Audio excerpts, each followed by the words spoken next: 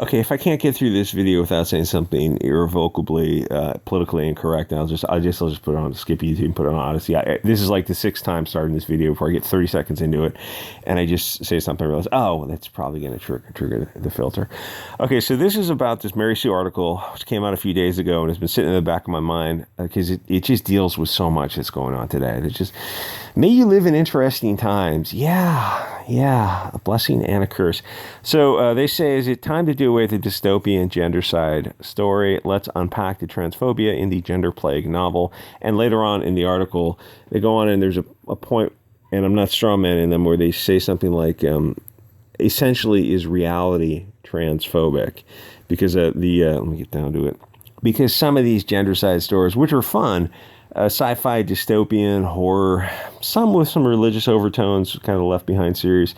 Some of them are based on the XXXY thing. But they do raise one point in here that I will agree with them with. They go, there's one that's not based on sci-fi. It's I don't know what you call, it's a spiritual demons type of like God and judgment and the devil. So then it's like that they might have a point to say, like, okay, if it's not a binary based on XXXY, you could say, like, okay, then there might be a way to include the trans people into one side or another.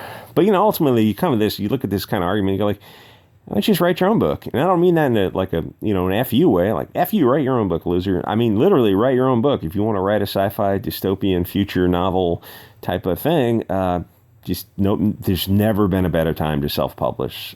Get a YouTube channel. You got Twitter. You got all this stuff available to you. And if you think you can put something together that other people will be into, man, go for it. But for some reason, these people never seem to get those projects off the ground. I mean, yeah, it's easier to criticize than create, but like the best, if you really want to, if you're saying like reality is dystophobic, well, you can create your own reality. It's called fiction. You just simply have to write the reality, edit it, and you put it online, and then you can sell it. And I mean, you've created your own artificial reality. It's like the human art of storytelling. I mean, you can like write all these long tweet threads, and then they write their blogs, which like their blogs go on and on. I look at it like you wrote quite a bit, criticizing, critiquing someone who wrote a story that they sold, and you wrote a blog. You spent a fair amount of time doing this. It's like, just write a story and sell it. Join the human experience. Anyway, so all this stuff deals with these political commissars, these SJW critics, and this cottage industry that has sprouted up of being a BLT political commissar, kind of a sensitivity reader type of thing. You create X, then you grift off of enforcing X. And I respect the grift. No shade from me. It kind of reminds me of Anita Sarkeesian a few years ago. It was only like 2 years ago, after like she like 5 or more than 5 years ago, she was kind of at her peak. It was a while ago. And then 2 years ago, like she was way off her peak. And people vaguely remember like Zoe Quinn and Anita Sarkeesian as like something with Gamergate in like 2014 or something. So this was like only 2 years ago. She was begging and pressuring game companies to hire her as a sensitivity reader. But it's like the winds had already shifted where that wasn't such an issue anymore. And I think they just ignored her because, if you hire Anita, it will make your games worse. Like, I just want a $30,000 consulting fee to say you should not use butt shots or something. Like, how about we just don't pay you anything and block you and move on with our life? Don't even block her, just ignore her and move on if you're some big game designer. Anyway, so there's this, she just goes on and on with these Twitter threads, and her blog post is even longer. There's this genre of book called the gender side, which I didn't realize it was such a thing. I mean, you're talking about like a dozen books out there. The most famous example, if for my background, is Darwin's Radio by Greg Bear, which was a too long book, but then it was shortened, or it was probably shortened first, released as a novella for science fiction magazines, and it was massively successful in that somewhat shortened version. That's I think where I first came across it, one of those science fiction magazines a long time ago, but it's you can find the stuff online. And then it was in a book, which is floating around. It's like the book was just too long. Anyway, the short format was huge. People loved it. Aliens decided to They wanted to take over the earth, and that wasn't really the story so much as the interplay between man and women. So they make the men go crazy, which ends up in them deleting the women, if I remember right. And it's been a few decades since I read the book and the novella. And, now that I think about it, try to make a book like that today about... It would be insane. It would be insane if you tried to put something like mass violence against women. I just don't think that would happen unless it was like some kind of feminist wrote the book as a turnabout or something. I think it was a great horror sci-fi based on the sexual binary. That I don't remember how they treated the trans issue, because in the 80s it just wasn't an issue, and it wouldn't. Whenever, I don't think I read the book in the 80s, but whenever I read it, it's like it wasn't an issue for me. It just never crossed my mind, that kind of thing. I just wouldn't have understood. I just didn't understand what I didn't understand about that kind of thing. So I can't imagine what would happen if the book tried to come out today. I think it would just never get published by a publisher. Whoever was a sci-fi publisher, Baen, I think, was one of the subsidiaries of the houses. You would have to self-publish it, and you would get death threats if you tried to put a book out like that today. It would be like the song "One in a Million" or "I Used to Love Her," which absolutely haram in this new world order. And I always think of those songs as like 80s vibes. And think like, oh yeah, it could obviously never come out today, but like that's what rock and roll is. No, rock and roll is precisely what I say it is. It's BLT, POC, inclusive, gender, non-binary, queer, other canon. It's like, no, those are a bunch of words that your values created. It's like, why don't you just create? I do have a punk band. I have a rock band. We play like 3 chords. I said, like, how's it? Has anyone heard of it? No, because it sucks. Yeah. It's like. It's just like the political chick rock. Very rarely is that stuff going to be more than indie club San Francisco cool, like Slater Kinney back in the 90s or something. It's like, you look at that now, oh God, how cringe are these type of chick bands. So 2 topics, the concept of this XY science fiction stories, and then the cottage industry of the critique, sensitivity reader, political commissar type of thing. And, she's getting like 500 or 600 likes on these tweets. There's no way people are reading this whole tweet thread. I can't imagine people actually engage in this stuff. And then there's the other issue is, well, how do you resist these globalist vermin? And I can answer that last part now, is you block and you ignore them. That's sort of SJWism 101. You don't give them oxygen. You don't engage with them. You never apologize to them. But mainly, like, focus on not engaging with them. And if you don't do that, then you don't even have the opportunity to apologize. And if you're ever interviewed, you just don't comment about these leeches because you're arguing with crazy people.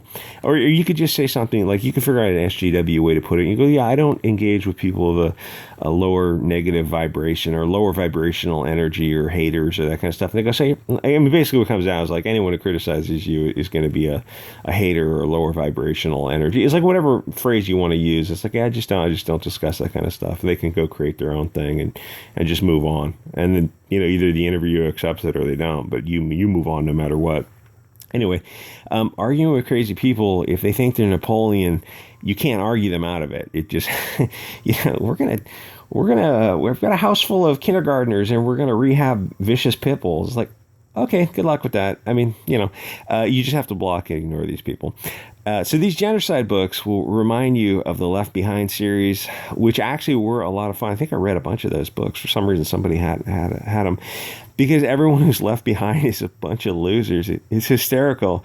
You walk around after the rapture and you see your buddy and it's like, oh, fuck us, I guess. I guess the Christians were right. Or South Park says, the Mormons were right. Anyway, so this is a cool sci-fi dystopian horror genre, and it seems harmless, right? And if I remember right, the first 2 constants are XX or XY for the chromosomes. Those 2 constants determine sex, but then there are a few variations after that. But the first 2 determine the sexual binary, and then the variations are within that sexual binary, if I remember right. And maybe there's a few exceptions to the rules, but I kind of don't think it's. I think you're talking about a very rare exceptions. No, it's like 1%. Yeah, I don't think it's 1% is going to be some variation on that. Yeah, maybe it is. Who knows? anything on Twitter, it's like he asks for sources, like, oh, the sources is some gender studies student. Well, no, I mean like a biologist. Can I get a biologist who studies, I don't know, relevant, who's got PhDs in the relevant field of biology? No. We're not going to interview actual biologists. It's weird that you're discussing matters of biology, but you're talking to someone who's got like a PhD in feminist theory, or they have these weird degrees like medical philosophy or biological philosophy. Like, so you got a BA in political science, and then you have a PhD in some philosophy of gender studies, and you consider you're talking about biological issues. Why wouldn't you just have gotten a BS, an MS, or PhD in a STEM, a hard science? Probably because you wouldn't be able to reach the conclusions you're reaching now. Anyway, so the sexual binary seems to piss off a lot of people for some reason. Again, it's just the nature of reality. You can't do anything about it. Back in my day, it was straight and gay, or at least as far as I know. Some people might cross-dress, but I don't think they ever actually thought they were the opposite sex. I just can't wrap my head around how all this got accepted as mainstream. And, if the pendulum swings back, that swing back is going to be fucking amazing. Anyway, so this social media kind of experiment, because all this stuff is only possible through social media, has been fascinating. It's mental illness on display. I almost feel bad for laughing because they legitimately are mentally ill and need help. People wrote these books, and there's suddenly people who creep and slither up on social media to critique the stories, instead of just writing their own. Some are doing it simply for the rush of dopamine from controlling other people. Imagine that South Park where the Apple employees keep playing with their nipples because they know they're in charge and they're just screwing you over. Keep in mind that these are cat ladies who are behind all this. These aren't the people who are going out for a jog up in the hills. These aren't smiling, happy people. If you know what I'm trying to say. If you took social media away from them, their lives would fall apart. They would go through withdrawal. They'd be in the deeper depression than they already are in. Twitter and the dopamine it brings is their life. So some chick writes and I won't be petty and image search her name. She looks like what you expect her to look like. She writes this. Not here. The critic looks like what you expect, right? I don't know what the author looks like. She writes, some sci-fi author or whatever, writes a gender side book where the men go off in some alternative dimension, which is a problem because men are XY, so the women are left behind, which means XX.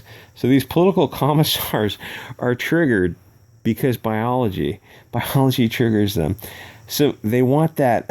They want to fix and control these things. I mean, mainly they want to get some dopamine, so sweet attention on Twitter. So they go off and write these just insane, delusional, rambling rants, which and then they refer back to a blog, which in small font goes on and on and on. Like, I can't help but think you put a lot of time into this. That time you could have spent into, instead of criticizing someone's book, just writing your own book. I mean, you can self-publish on Amazon now, and if you got any kind of social media following, you write a series on anything, you're probably going to get some people who are going to get on board with it. And yeah, the first in the series are not going to be great, but guess what? Now you're a writer and you'll get better every time you do it. Like, if you've got this much time to put into criticizing someone's work, it's like, just create something fresh. And then some other loser will come along, criticize your work, and you'll be like, oh, kind of doesn't feel that good when someone spends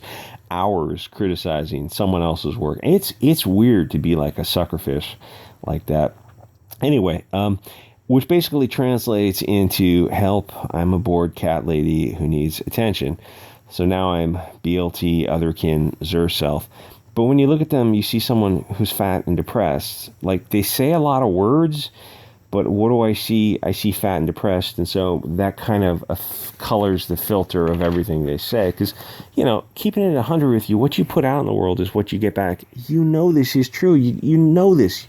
You look at thin, fit, beautiful people, and they're not the ones who are pushing this stuff. It's always the same people who, they look a certain way because they're not happy. And this is just a way of, I don't know, instead of like the softer, gentler path is usually eating right and getting a little bit of exercise. It's like, no, I want to drink box wine and get on Twitter and rage for 3 hours a night.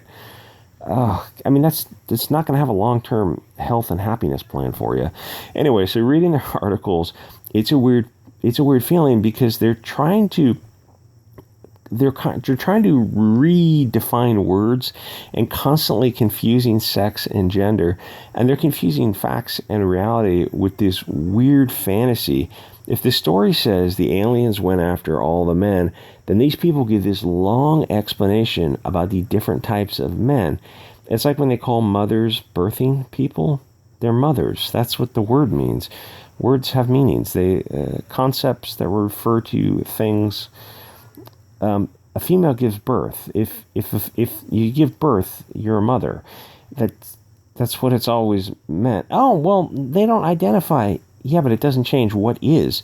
How you feel, how you identify, it doesn't change the meaning of the words. Male, female, men, women, mothers, fathers. Those are sexual terms, not how you feel. Your feeling doesn't change reality. I mean, the only way to change reality is to write a work of fiction. At least you can have a little pocket universe in the real world. And, hopefully sell it and get some people who enjoy it also. It's also bizarre that more people don't kind of just all get together and openly reject this. And they go, look, if you do, they'll dox you, get you fired, and the banks will kick you off their platform. Oh, so this is just going to spiral into this like death spiral echo chamber with nothing to stop it. Yeah, basically, it's like that physics drawing of a spring without a shock absorber. It's just endless positive reinforcement where it spirals out of control. So the authors are talking about biological sex it just goes on and on, while these Mary Sue Twitter weirdos are talking about gender expression, but that doesn't change biological sex, which is why the story works, because it's focused on biological sex, and the story is logically consistent. They finally come out and they ask if reality is transphobic. Reality isn't right or wrong. It just is, period. It's like science. Science is. If your model doesn't work in reality, then your model is wrong. And they offer ways to fix the books. It's like, just go write your own. But, as I say, evil can't create. And the thing is, honestly, if you tried to write a book yourself and you tried to write it with these, you wanted to have, I don't know, the sex and the gender the way you want to write, you'd probably discover it's very difficult to write these books and have them internally, logically consistent, make sense. And writing a book is easy. Anyone can write a book. And getting people to read it is actually not that hard either. There are plenty of sites online that you can put books on that people will legitimately read and criticize and give you feedback and stuff like that. The next step is getting people to pay for your book. That's a huge, huge bridge. That's the reality where, I don't know, the meat meets the road, or whatever the phrase is. If you can get people to give you money for the stories you write, that's really the only thing that matters.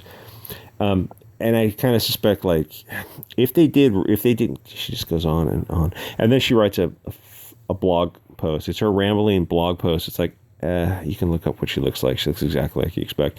So this is, small font on a computer screen. This is one blog post, and it goes on and on and on. And there's like 3 comments. So it's like, are you getting paid for this? I mean, you get on Substack and you get some subscriptions if, people want to support you. I'm sure, you can find people to support you. I'm sure SJW support each other, right? Anyway, if you wrote like a sci-fi book, some dystopian novel, you would learn. It's like anything. If you do it, it's like you criticize something and then you do it and you're like, oh, it's not what I thought it was. It's something as simple as making YouTube videos.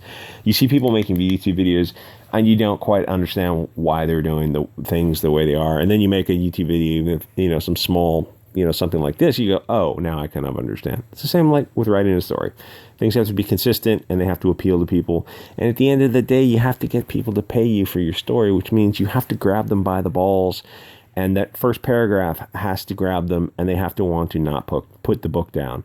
And if you're an SJW, and you're writing some story that's just SJW propaganda, you come up against this wall of, I'm preaching to the choir, and they don't want to pay for it because they already know it. And the people I want to spread the propaganda to don't want any part of it. So you realize, oh, I can't write this story, some kind of gender, sex, SJW, Left Behind type of series that's kind of gender bending type of thing. It's like you just ultimately can't write the story. And so what they want to do is when they write these articles about, is the gender side dystopian novel, is it over? Is it time for it to be over? They're pointing in the direction of censorship. They don't want these stories because the stories deal in the real world and they deal with a model that they reject.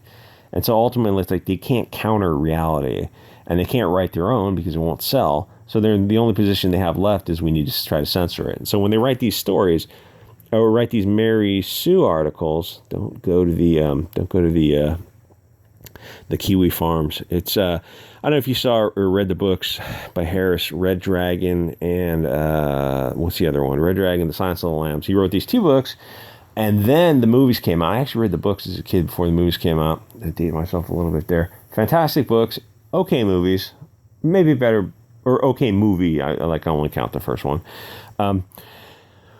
But he, the author, really gives the vibe. Like Kiwi Farms talks about it. Like this guy gives off a vibe where I wouldn't want his attention shined on me because there's some deeply disturbed people. It's like some people in Comicsgate who were going after Myers. What's that guy's name? Michelle Perez, who was threatening violence against his kids and him, and all kinds of just bizarre stuff. It's like there's a lot of folks who got issues out there. Anyway, like, comment, subscribe. I'll see you guys on the next episode.